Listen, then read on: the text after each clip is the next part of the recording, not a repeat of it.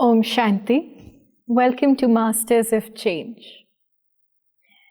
We will be exploring another story today. Stories are our windows to people's lows, highs, and roads to glory. They give us an opportunity to understand and learn from lived experiences of successful people around us. Today we have a very special guest with us, Stefania from Iceland. She's been coordinating BK Center activities for Iceland as well as for Norway. She holds a university degree in classical viola and is working at the Reykjavik School of Music. We're going to hear from her today about her various experiments with music and meditation and how her path of spirituality has been. Thank you for being with us today. Thank you so much. Om Shanti. Om Shanti. We understand from science that music and meditation sync in somewhere. There is a connection. Would you have a comment on that? It's funny that you ask about this because I was raised up to study music. I come from a musical family. Okay. Both my parents, musicians, my brother, my sister, everyone was into music. Okay.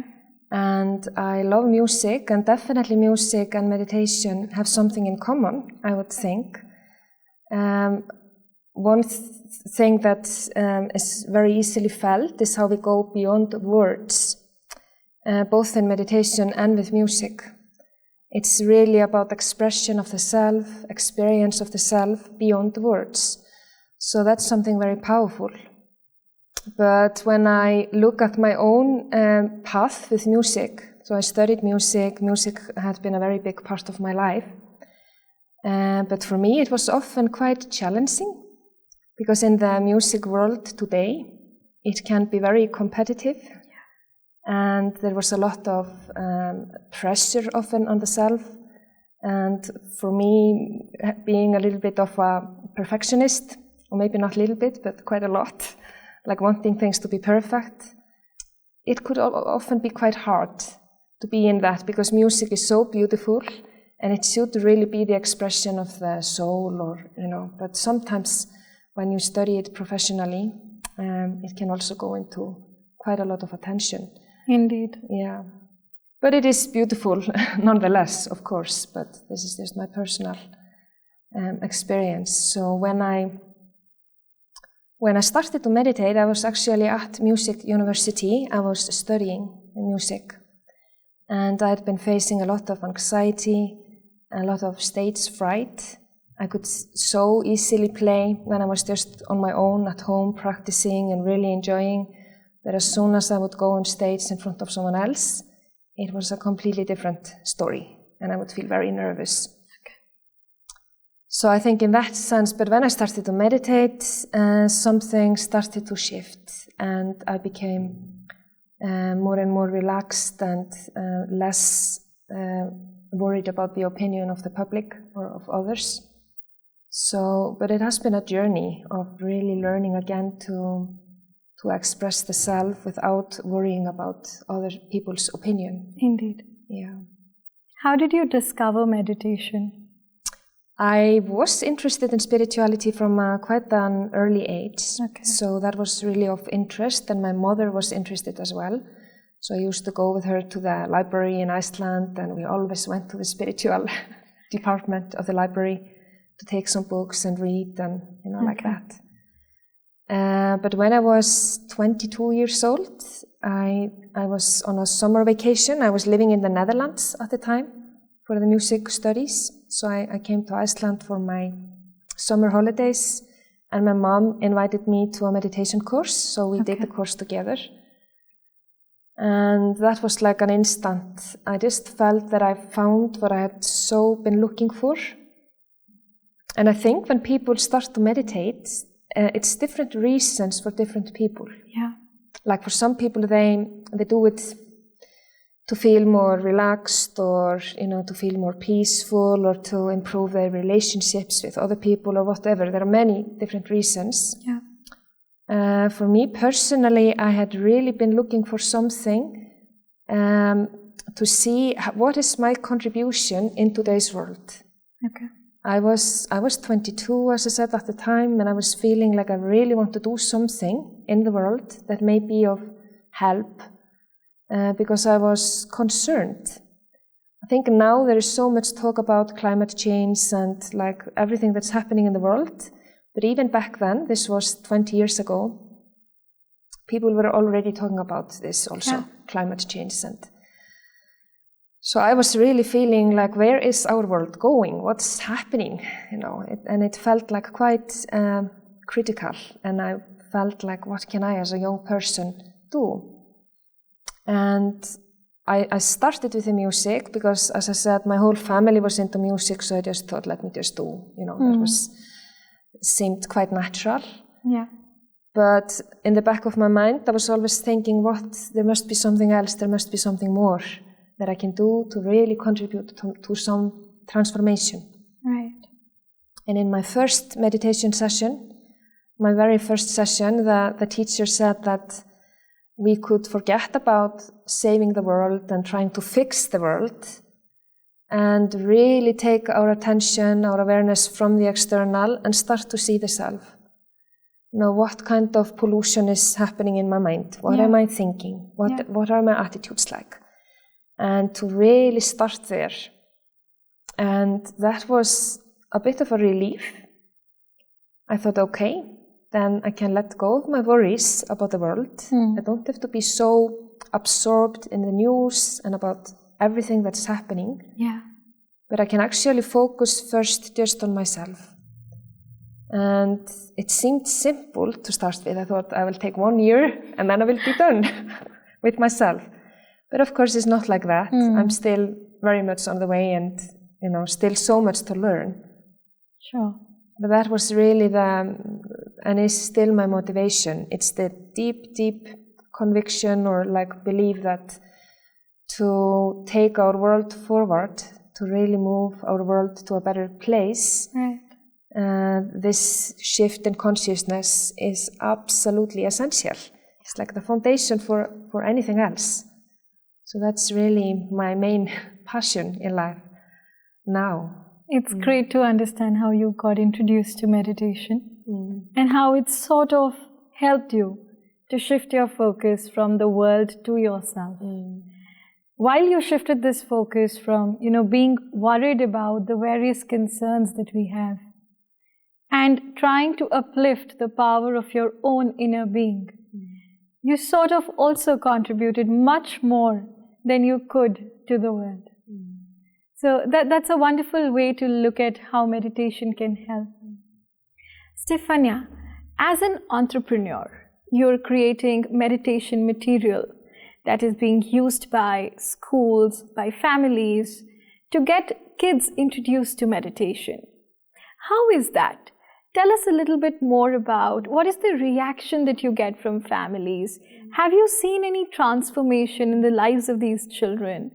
Tell us about those stories. Absolutely. So the idea about the children's meditations, because I've been teaching adults meditation for many years, and they were always coming to us and asking, do you have something for children? My children are so anxious and they are nervous and they cannot go to sleep, and etc. So all the adults were coming and asking, and we were not offering anything really for children at the time, no courses really. Okay. So I thought we have to do something about this. And then at this time I was teaching. I was teaching myself not in a music school, but this was in a primary school. Okay. So I was having like classes. I was teaching music and also then different subjects. And I loved to introduce meditation to the students. Okay. But I don't know how it's in India or in other parts of the world, but in Iceland the kids can be quite, not always so easy to handle, can be quite naughty. So when I was, as the teacher, was trying to get everyone to calm down, and it was not that easy always with a big classroom of people, of kids, of children. So what I did is that I started to write down the meditations and record them beforehand. Okay. So I would record them at home, and then when I went to school, I could play the recording, and I could be free, not talking the meditation, so that I could walk between them and kind of help them relax. Yeah. And that was very good. I mean, it helped a lot. And then other teachers were also interested, and so many people were asking. So I wrote a book, which is with 24 meditation for children about different values. Okay. This has also been translated into English. Okay. And we are working on an international website, actually, Brahma Kumari's website, with this material. Okay. Okay. And then also I recorded lots and lots of meditations. They are in Icelandic, most of them. Okay. Okay. But what I see with the children, some of them that usually have many difficulties with concentrating. They have ADHD, like problem with concentration. And this helps them so much. And I remember especially one boy, he was like 13 maybe or something, and was having lots of problems with concentration in school. Okay.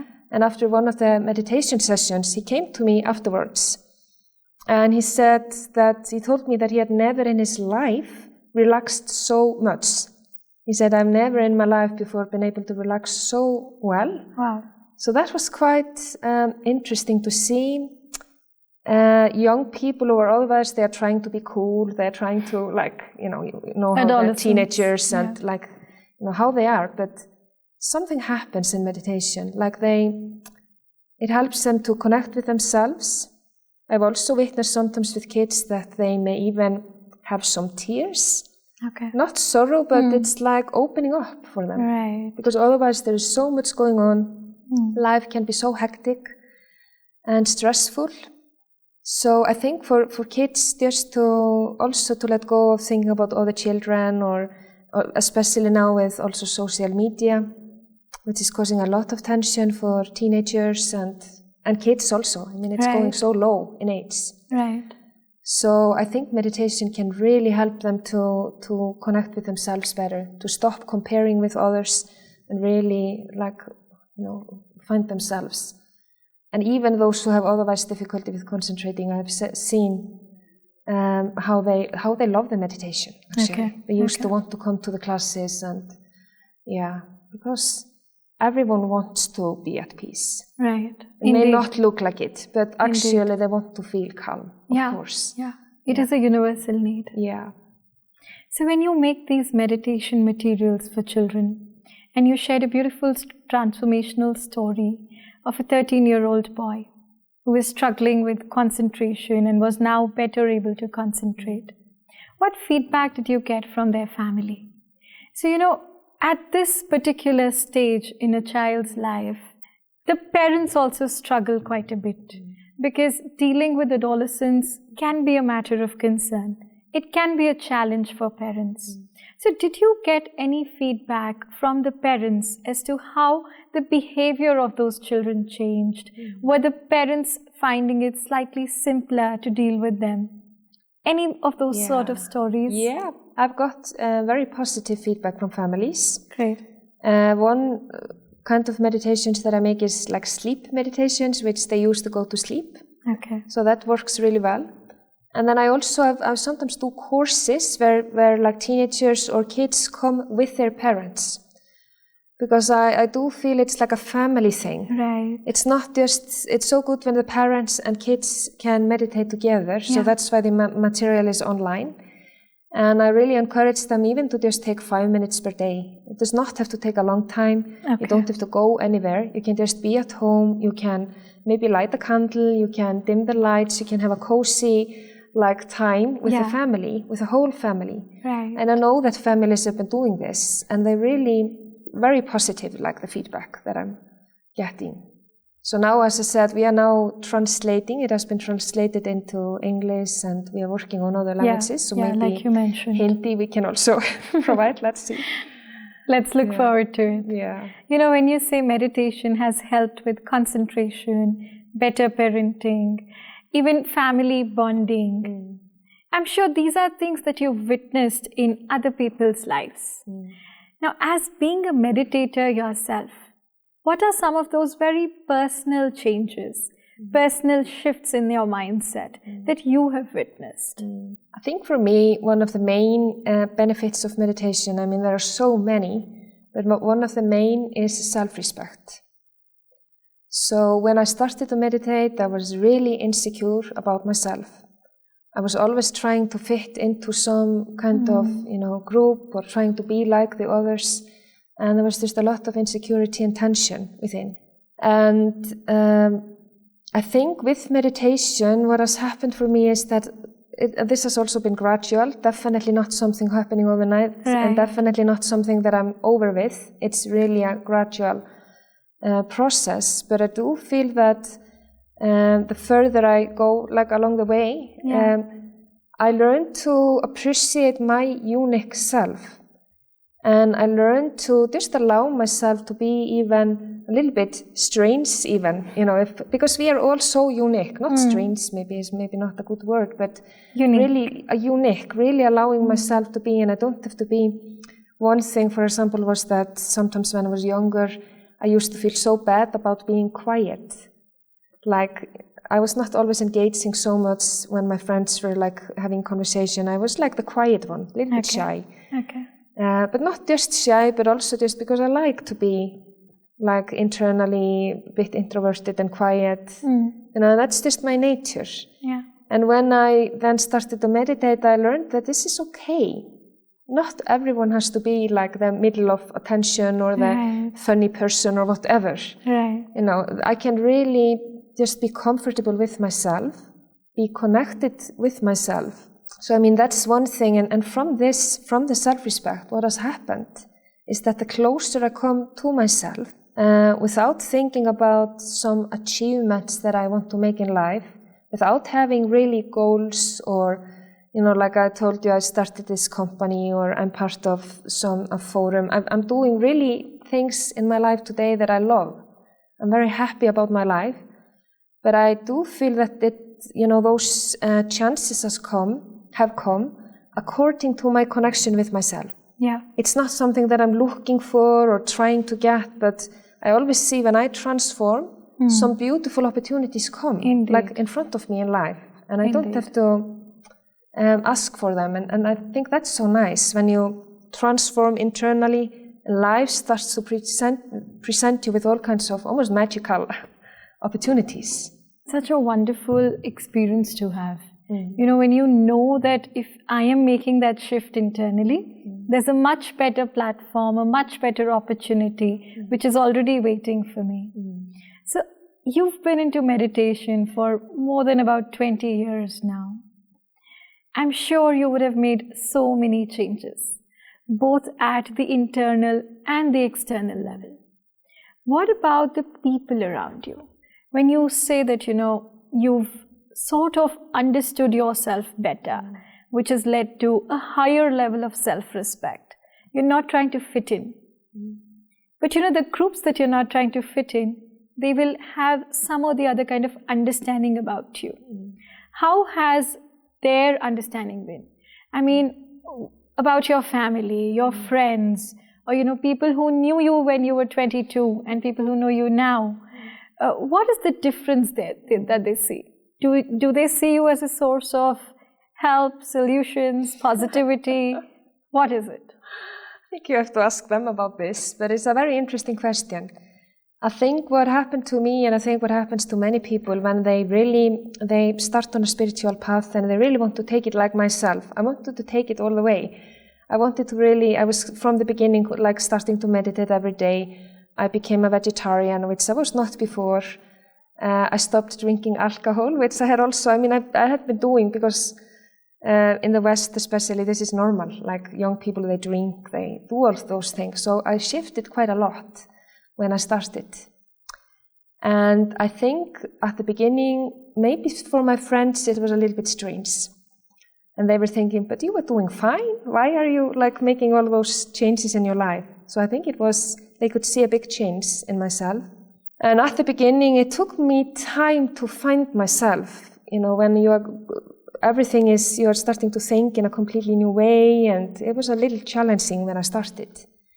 But I feel that as time has gone by, and I think that happens with spirituality, that the closer you come to yourself, the more natural you become. Yeah. And you are really that today I enjoy being with people from all different fields, also people who don't see themselves as spiritual, because I really don't see it as spiritual and not spiritual. We are all just one family, and it doesn't matter, where we come from. And there is always something, some connection. And I do feel with, especially with the Raj Yoga, soul conscious practice, which we do, where we really, when we meet people, we really just look into the eyes and we connect with that being beyond, being inside, not just the role or the body or like that. So I do feel in that sense, connections now they are more real, they are more authentic. It's not superficial, but it's just connecting straight to the soul. It is a really beautiful experience. I don't know about the experience of the people around me. You would have to ask them how they see me. I don't know, but I definitely see them as very dear friends. And I think also what is sometimes misunderstood in spirituality is the notion of detachment. It's not about, of course, it's not about like isolating the self or protecting the self. No, it's really about just being very stable, connected with myself, and from that place, definitely connecting with others as well. So from trying to fit into various groups and now to fully accepting yourself, and people around you also must be having a wonderful experience, because now you say that you're making much more clear connections which are at the level of the soul and not just at the physical level. So I feel from what you've told me that meditation is not really about detaching yourself from other people, but actually aligning with them so beautifully that you're present, but you're still at a very positive distance. You're not getting impacted, but you're still able to make a good impact. Yeah, exactly. Which is so wonderful, Stefania. So, as a 22-year-old, you wanted to contribute to the world. You wanted to literally save the world, like you said. What do you think now? Has your journey so far gotten you to really save the world? Are you able to contribute? I think, of course, externally it's difficult to see because the world is facing crisis on so many levels. So some people might wonder, all those people who are meditating and nothing seems to be shifting. I mean, this might be that worry of some people.